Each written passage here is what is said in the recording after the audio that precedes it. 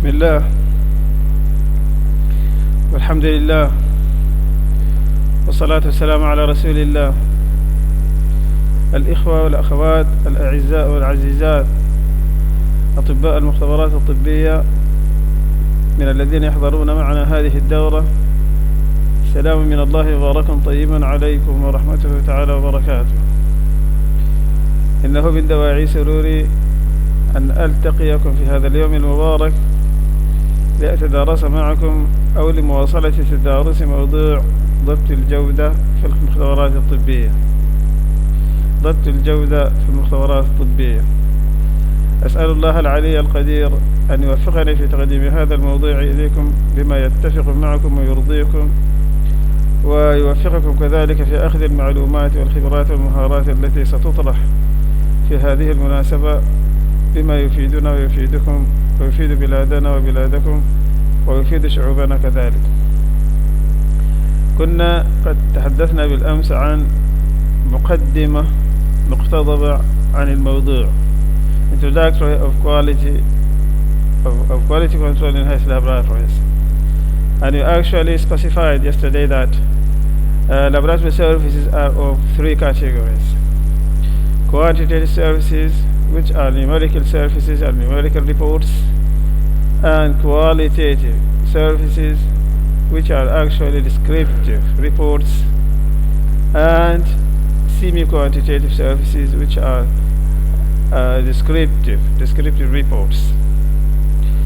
And we said it is very essential to have procedures, adapted procedures to control the quality of the services, of the different services of the laboratories. This should take place before providing the services or presenting the results to the clients. And today we are going to detail one category of those laboratory services, which is the quantitative laboratory examinations, quality control of quantitative laboratory examinations. If I'm successful to present this issue to you all, and if you succeed also to pick up the information and the knowledge, everyone at the end will be able to differentiate accuracy from precision, and you'll also be able to select control materials that are used in the laboratories, in different laboratories, to monitor precision and accuracy. That is to say, to control the quality of the services that are presented by the laboratory to their clients. And also everyone would be able to establish acceptable control limits for different methods that are applied in the laboratory. And you will come to know the importance and the necessity of setting and establishing that limit, which will be specific to every laboratory according to the situations and according to the facilities available in the laboratory and expertise that is running the service in the laboratory. And everyone would also be able to explain the use of Levy and Jennings chart as one tool of quality control tools ever used internationally to control the quantitative services in different laboratories. And finally, you will be able to describe how to correct out of control problems, and you will come to understand that quality control actually is developed and practiced to discover problems and weaknesses and different errors that are associated with the laboratory services. And it is the message of the quality control, all the quality control procedures, to discover and to diagnose and to point out those problems and those errors, and to set solutions and to apply those solutions. And after that, the patient samples are re-examined and reports free from defects are issued to the clients. And all this should take place before displaying or before representing the laboratory services to your clients. This material has been drawn with the ISO 15889, which is specific for health laboratories, jointly with WHO and CLSI, which have made this material in the form of training modules or training tools. And it is it's clear that the quality control lies somewhere here under this topic, which is the process control. The process control. The quantitative laboratory examinations measure the quantity of particular substances which are exposed or supposed to be available in the sample, in the patient sample, like glucose, urea, creatinine, hemoglobin, and such substances.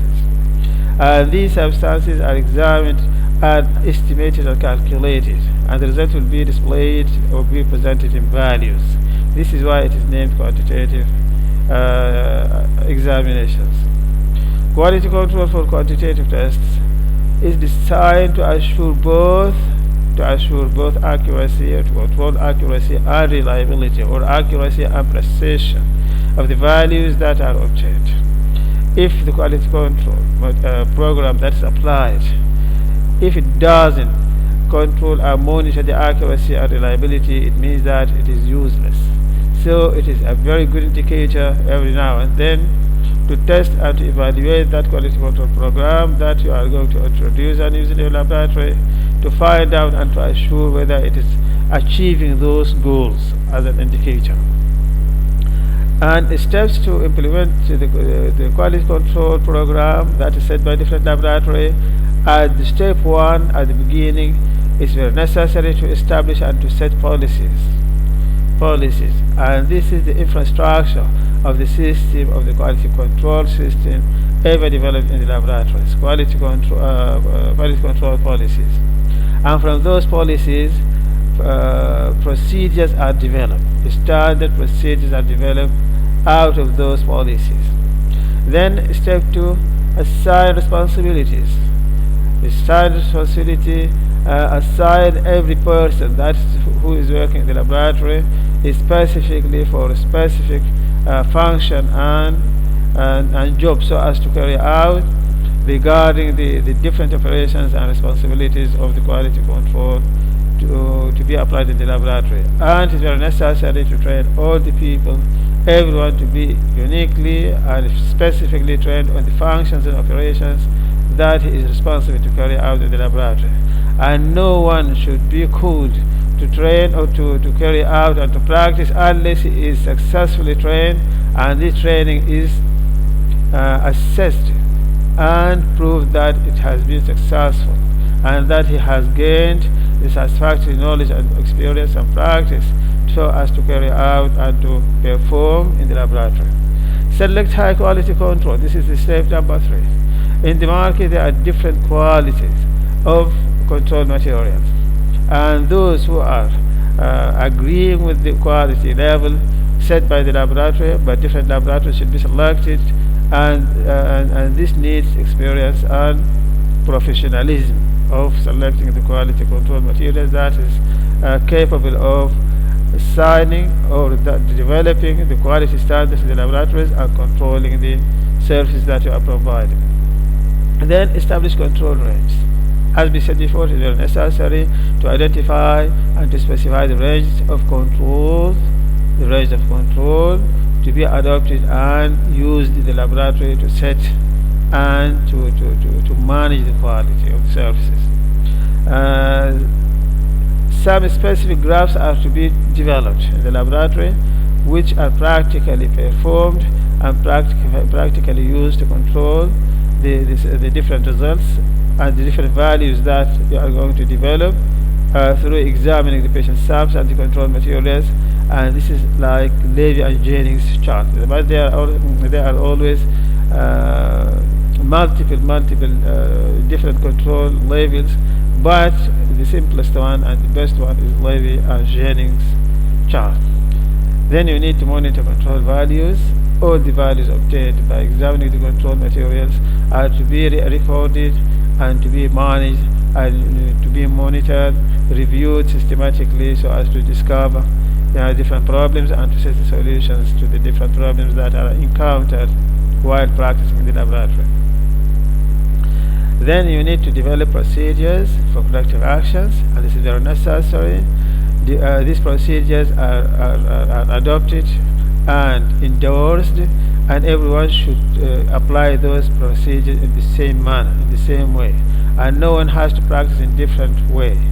And this is why the policy which is developed for the quality control process in the laboratory should include corrective actions.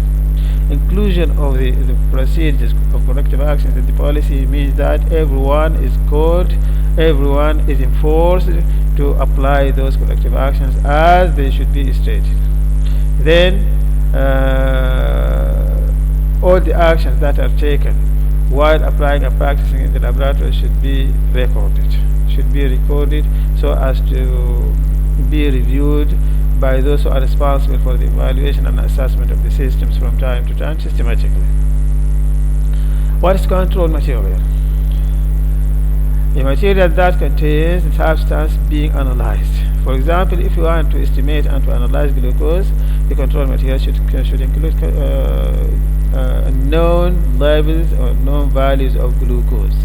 And if you want to examine or to test the sample for renal function or renal profile tests, so the control material should contain the different tests and examinations that are associated or that build the renal function tests.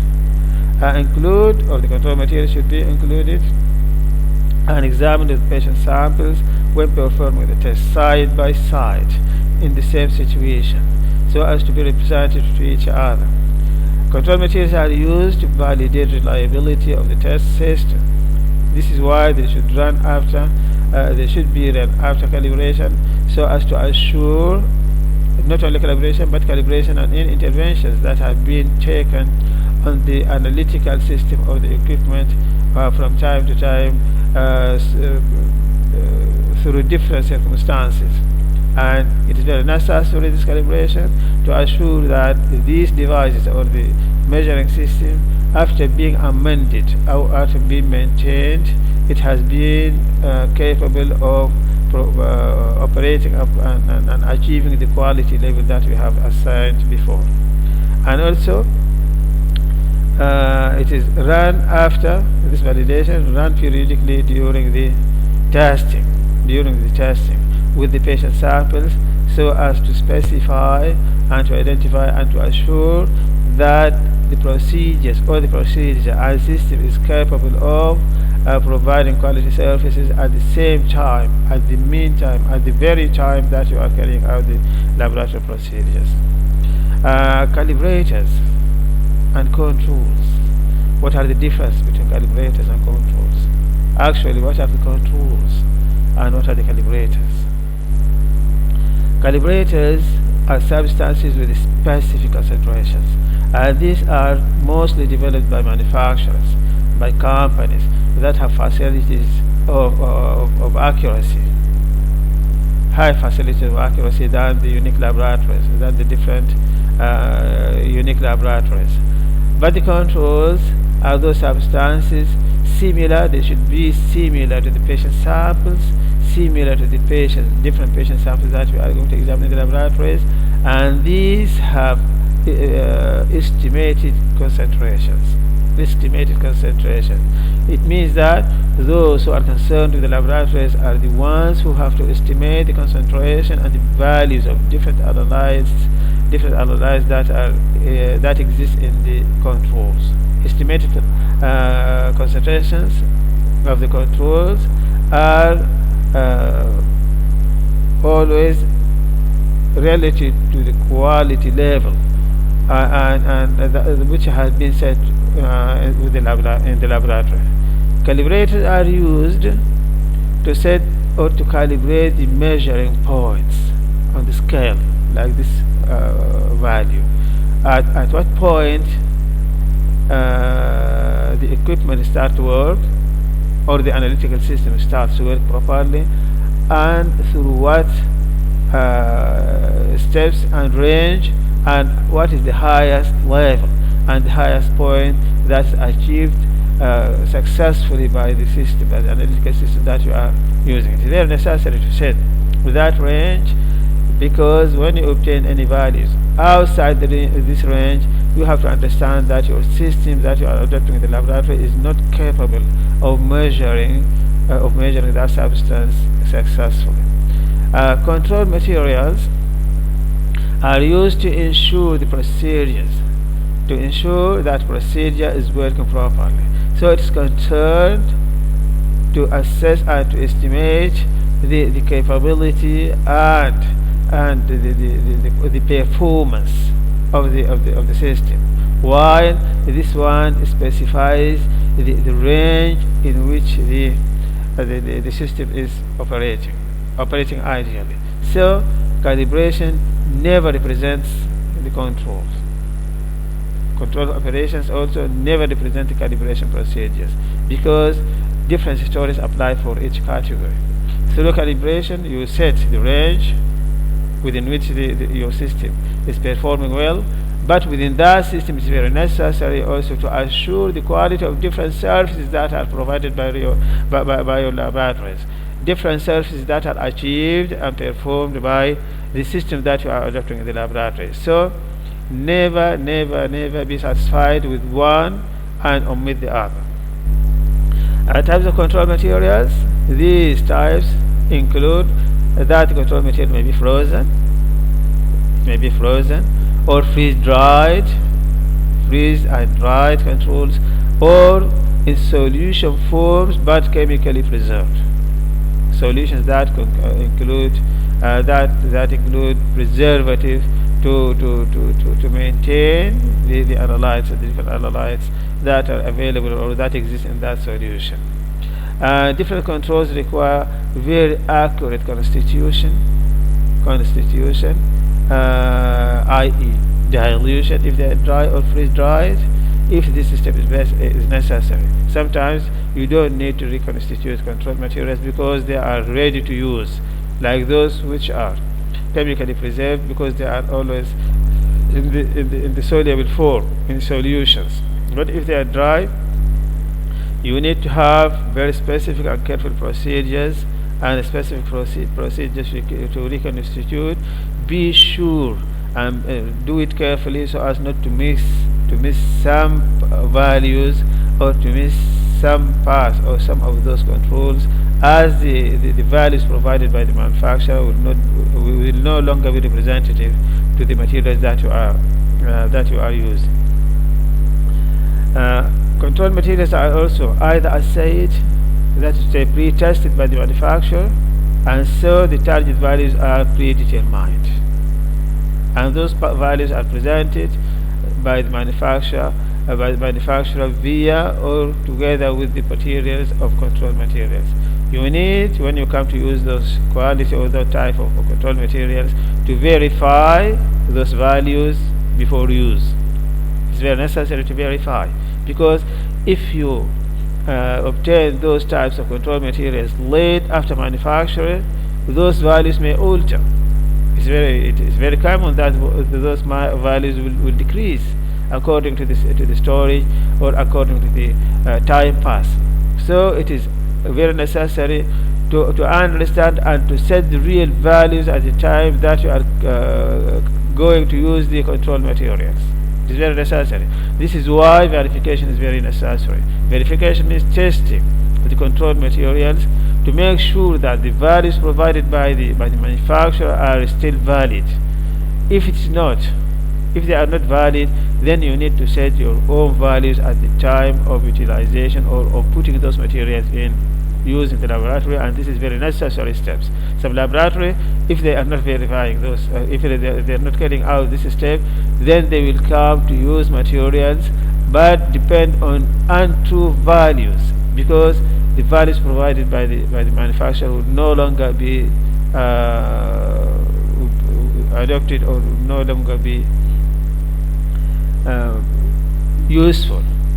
The other category of calibrators are unassayed calibrators, not pre-tested by the manufacturers, and the target values are not predetermined. In this case, if you use this type of control materials, then you need to assay them fully, to carry exclusive procedures to examine and identify the values. You need to determine the target values by yourself, and we'll come to discuss this later in details.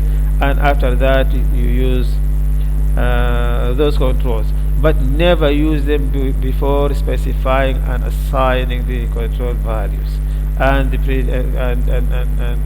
and the target values.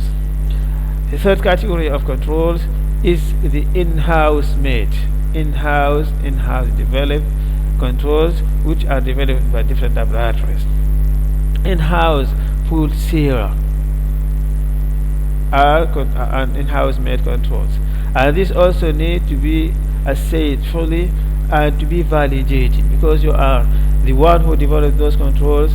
No one else is called to believe in what we are doing, but you need to validate or to compare the performance of the control material that you have developed by standard one, which are adopted and known by everybody, to prove that they are performing as well as the control materials. Then you accept to use them in your own laboratory, and this is very necessary step, and no one has to develop his own controls and use them directly before assuring that they have been validated and they are performed by any standard controls that are in use in the laboratories. To choose the control materials properly from the market, you need to choose the values that cover medical decision points. It is necessary to have those, because when you examine those and obtain the values, this will help you during the interpretation of the results that you have ended with, to point out whether those people are healthy or those people are sick people. Are they normal or abnormal? So it is very necessary to cover the medical decision, and those controls also to be selected for use in the laboratories should be similar to the samples, so as to overcome the variations that take place through the matrix, the closer and the similarity of the control materials to the samples is very necessary, and it will overcome different problems that may arouse here and there. Controls are usually available in high, normal, and low range. These are the levels, the different levels of controls.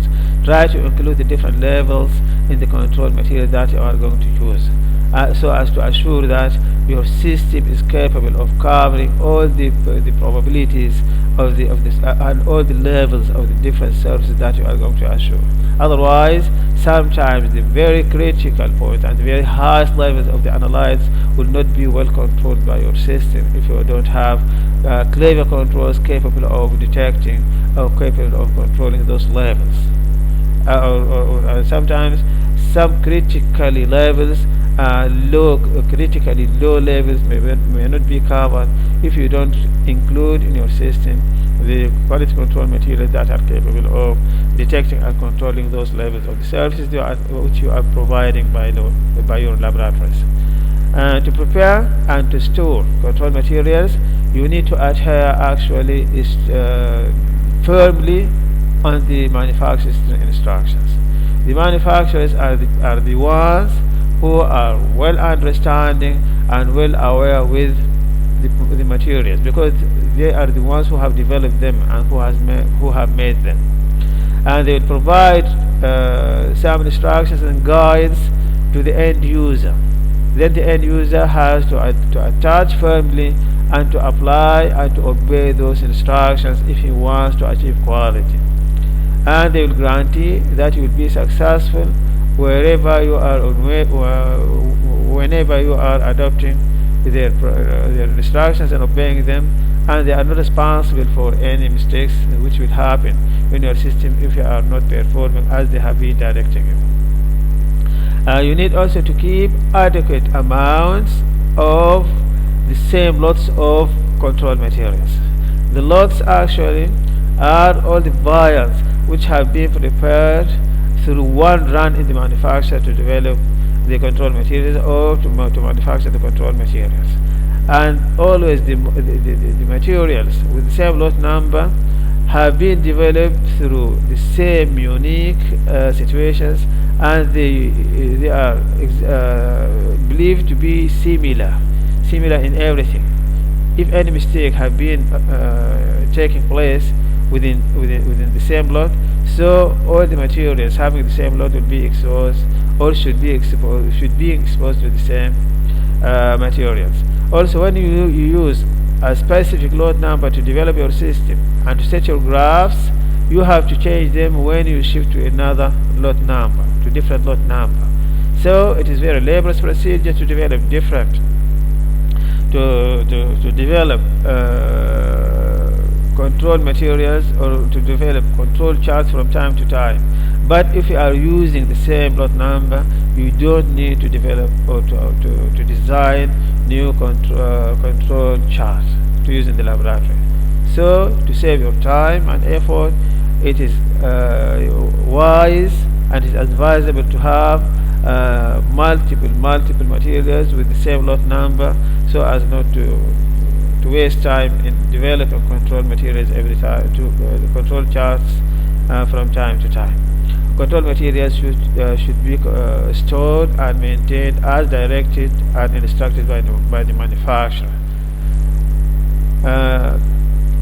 Implementation of the quantitative QC steps are as follows. The step number 1 is to obtain control material of quality, as we said before, and then you need to run that selected control material at least 20 times through 30 days. This means that you need to skip some days and examine in the other days. This is done because you need to represent in these values the different situations, different geographical situations. And also, when you obtain those values, the 20 values through 20 runs of control materials, then statistically and mathematically you need to calculate the mean. That is by summing those values and dividing the final result on to the measurement times. It means to sum those 20 values and dividing them by 20 times, because the measuring times are 20. To obtain the mean, then you use that mean to calculate the standard deviation, which is the measurement, the principal measurement of variability. Standard deviation as stated by this figure. So the mean has been placed in the middle, in the center of your values, representing the target value.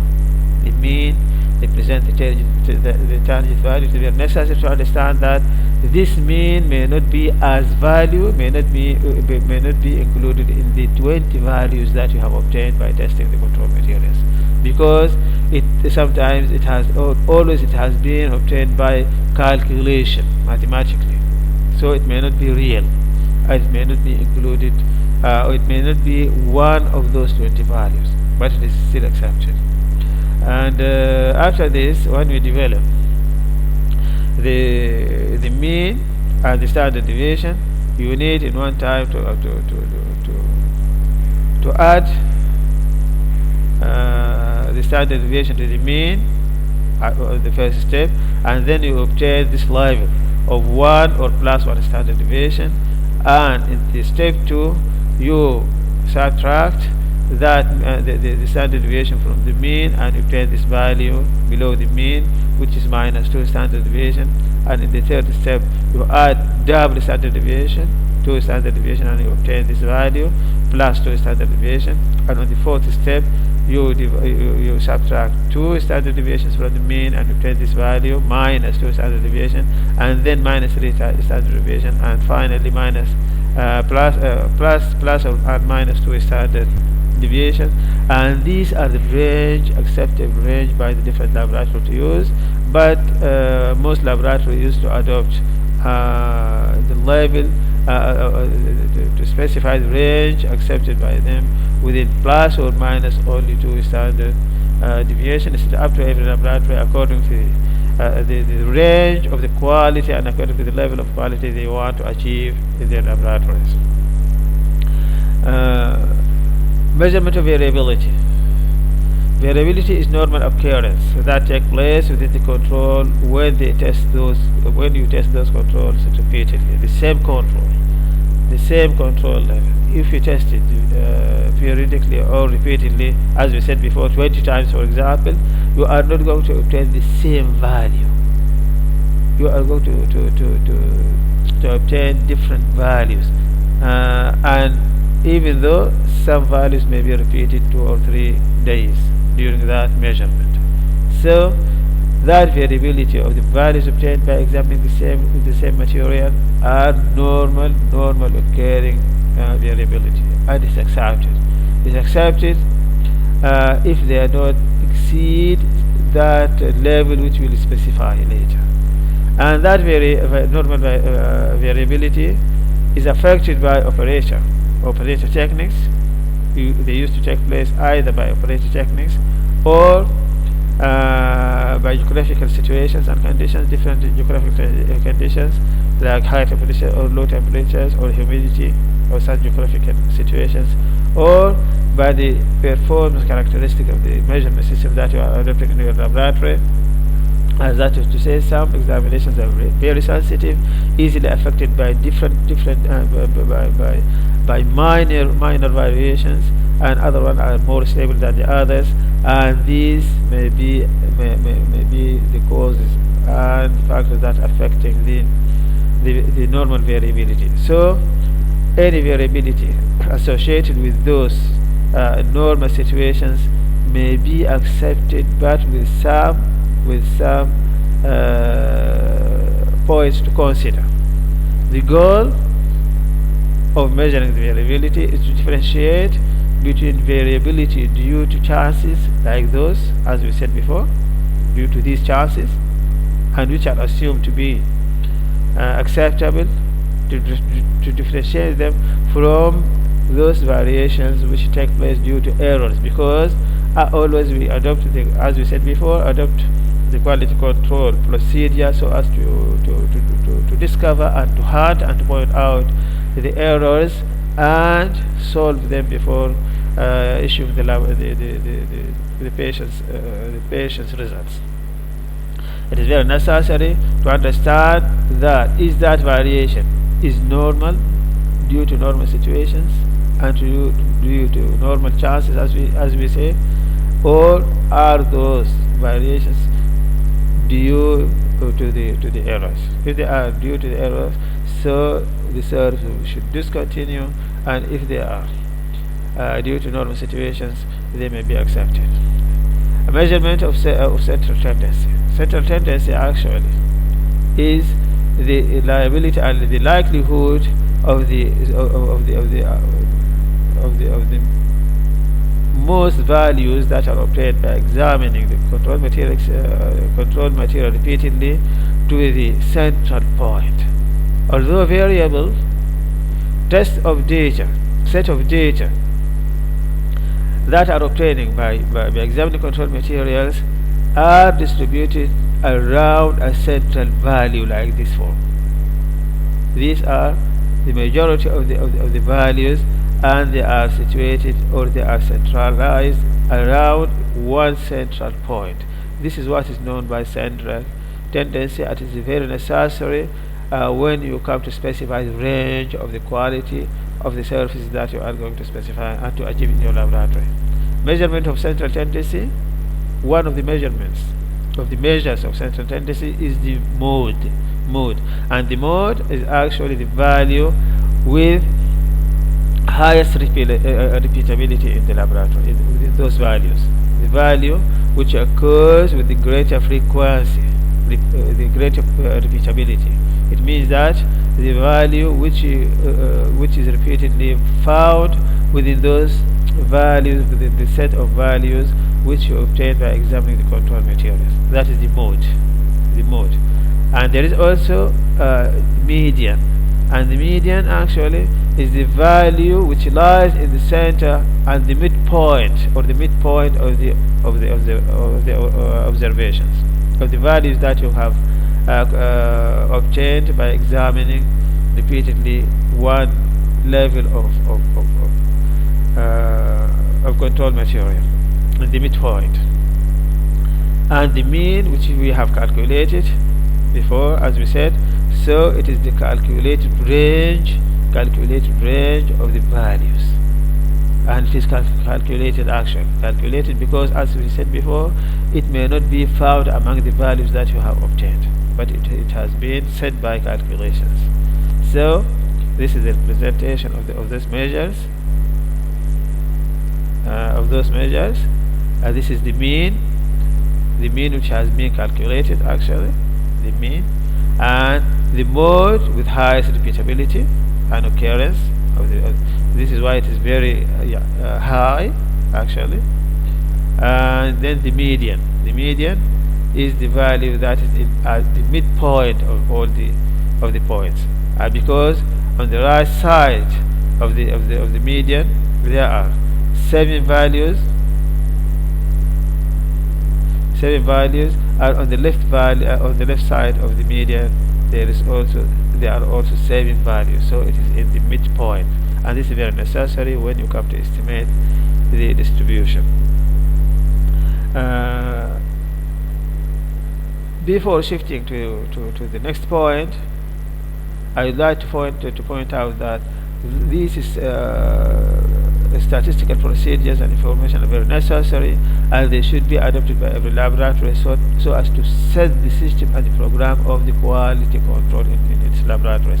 And no way it are indispensable procedures that every laboratory has to adopt if you target, or if you want, or if you desire to control the quality of the services that you are providing in your laboratories in the quantitative examinations. Ignoring to adopt those procedures and to develop that system and program, it means that you are not serious in providing quality laboratory services, and this is the point to consider by everybody. Thank you very much for attendance, and I hope you have find it simple to understand the information that I have presented, and still you have a chance to ask about any information that is difficult to understand, and anything which is unclear, and I'm ready for solving and pointing out and expanding and explaining those phenomena. Thank you very much. I'll see you.